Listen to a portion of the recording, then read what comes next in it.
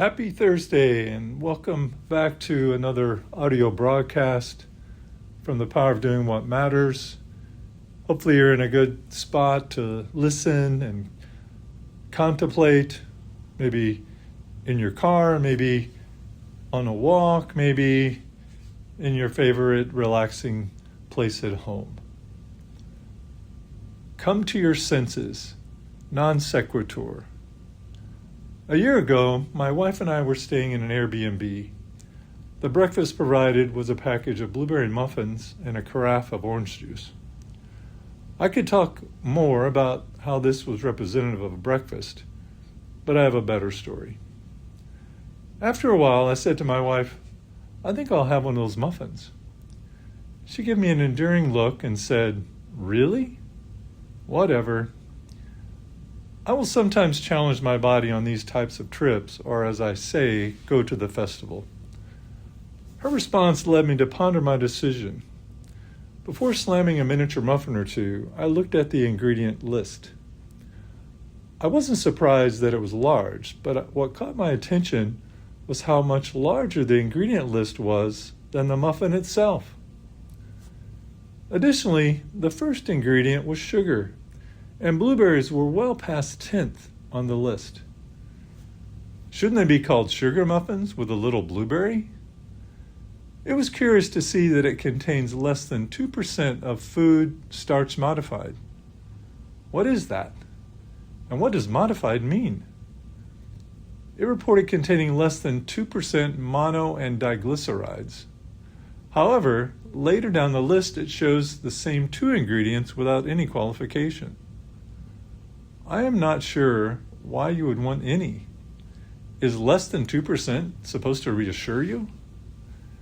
It showed 3 different things that were artificial, including blueberry flavor.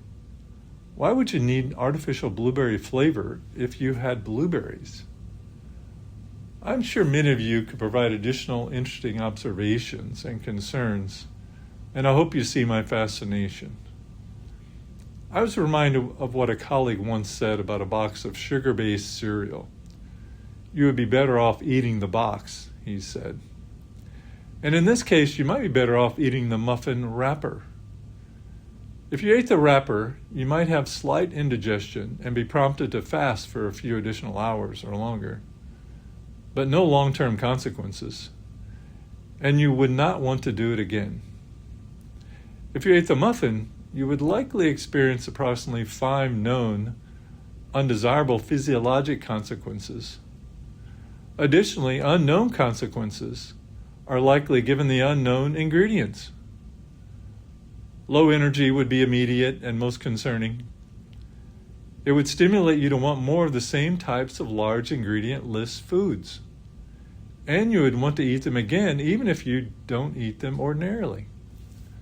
I'm not saying eating this muffin or things like it is a death sentence.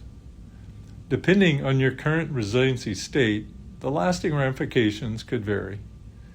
If your visceral fat number is 5 or body fat is 15 for men and 17 for women, no big deal.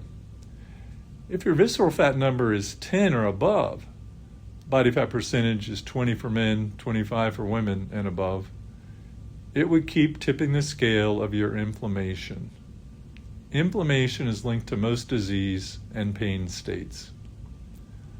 What I am saying is there are so many of these moments and situations in our lives that are non sequitur. It just doesn't follow that a list of ingredients for a blueberry muffin should be bigger, much bigger, than the blueberry muffin itself. Keeping your eyes, ears, and other senses open for these illogical moments and things is key to closing the gap on what you know and what you do. Staying in discovery mode is essential. The message is simple and, of course, hard. As we state in most of our work with clients and the book, The Power of Doing What Matters, do these good things and nothing else. Eat real, colorful food and nothing else. The nothing else is the hard part. And every person's nothing else is different based on where they stand.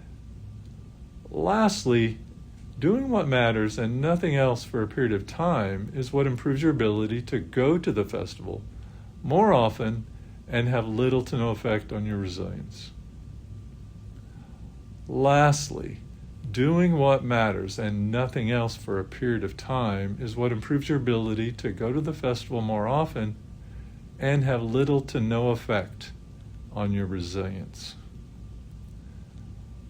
I did not eat the muffin or drink the orange juice.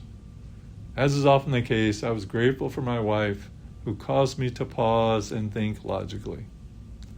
I did let her go to the festival and eat a coffee ice cream made of milk, eggs, sugar, and espresso coffee. The ingredient list made sense. Hey, reach for the stars and help others reach for the stars around you. Imagine 100 million people focused on doing what matters.